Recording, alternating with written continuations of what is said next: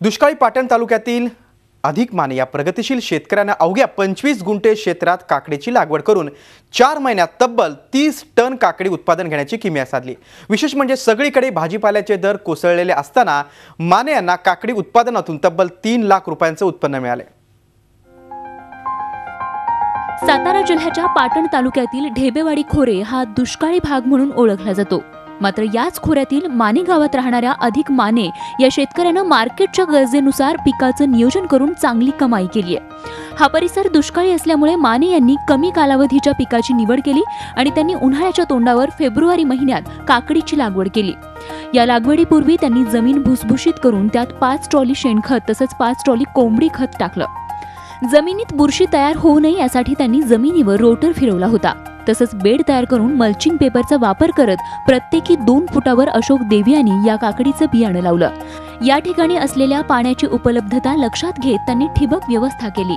Ashoka सीडच्या देवियांनी काकडीची 10 pocket आणून प्रत्येक होलमध्ये एक बी टोकून त्याची काकडीची लागण केली 5 फेब्रुवारीला। 5 फेब्रुवारी नंतर 45 ते 48व्या दिवशी काकडी तयार झाली आणि काकडी तयार झाल्यानंतर पहिला तोडा 50 किलो निघाला। आतापर्यंत 11 तोडे झाले। 11 तोड्यामध्ये आतापर्यंत 12 टन माल निघालेला आहे। तिथं सर्वसाधारण 18 ते 24 रुपये किलोचा दर मिळतोय। दररोज 2 तास ठिबकनं पाणी देऊन 15 दिवसानंतर 19 पोटॅश खतांची मात्रा दिली।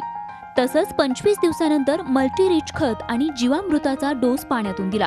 त्यामुळे लागवडीनंतर 44व्या दिवसापासून माने यांचं काकडीचं उत्पादन सुरू झालं।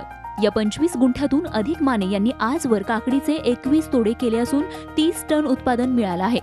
माने यांनी काकडी नवी मुंबईच्या वाशी मार्केटमध्ये विकली असून त्यांच्या काकडीला प्रति किलो 18 ते 24 रुपये दर मिळालाय। काकडीच्या लागवडीसाठी माने यांना 60,000 रुपये खर्च आला। मात्र काकडीच्या विक्रीतून त्यांना जवळपास 4,50,000 रुपये मिळालेत। उत्पादन खर्च तसंच वाहतूक वजा जात 25 गुंठे क्षेत्रात काकडी उत्पादनात अधिक माने यांना अवघ्या 4 महिन्यात 3 लाख रुपयांचं निव्वळ उत्पन्न मिळालं आहे। विकास भोसलेसह bureau report Zee media Satara. Zee 24 तास रहा एक पाऊल पुढे।